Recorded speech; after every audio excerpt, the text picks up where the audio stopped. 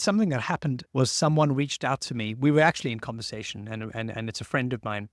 And normally we kind of catch up about sort of, often just sort of business stuff. What's on the tabletop today? What are you going through? How can I help? We keep it fairly, not transactional, but because we're friends, but we keep it sort of fairly at a kind of a similar level every time.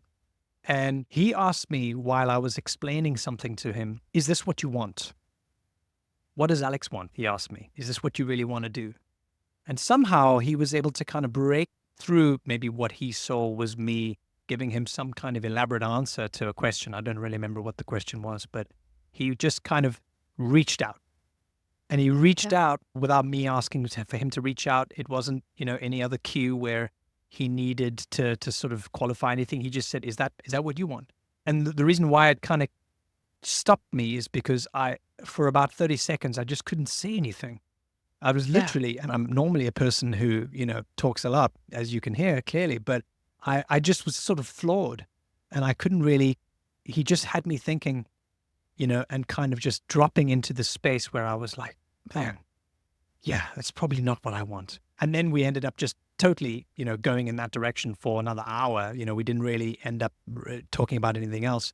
And why I think that's relevant is because not only at a personal level was that person able to just notice my body language, notice something in the eyes, something that I was saying that kind of gave him the cue to automatically drop into a different level and ask me and kind of reach out at a sort of a heart level, if you like, just checking in, what's really going on underneath here. And it worked, and he was right. His instinct was right. And it ended up being so much more of a meaningful connection and a conversation, which has just given me so much more inspiration on a number of different things that I've since gone on with that I probably wouldn't have explored if he didn't have that moment. And so sometimes connection is a sort of there's a toolkit, you can understand the body language, you can use the words, you can ask the questions, you can do the active listening, you can do all of that stuff.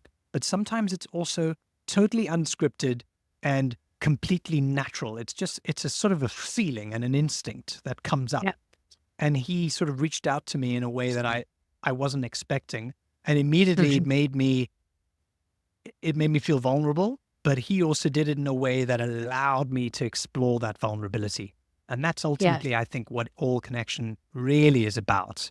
It's for us to learn how to drop the walls and drop the defenses. Because when we do, there's a whole lot more information underneath there that we're not accessing because we're not allowing ourselves to be vulnerable. So the best connection allows us to do that. And when you do that, you develop trust. You develop so many of these other beautiful things, these gifts emerge that otherwise wouldn't be there.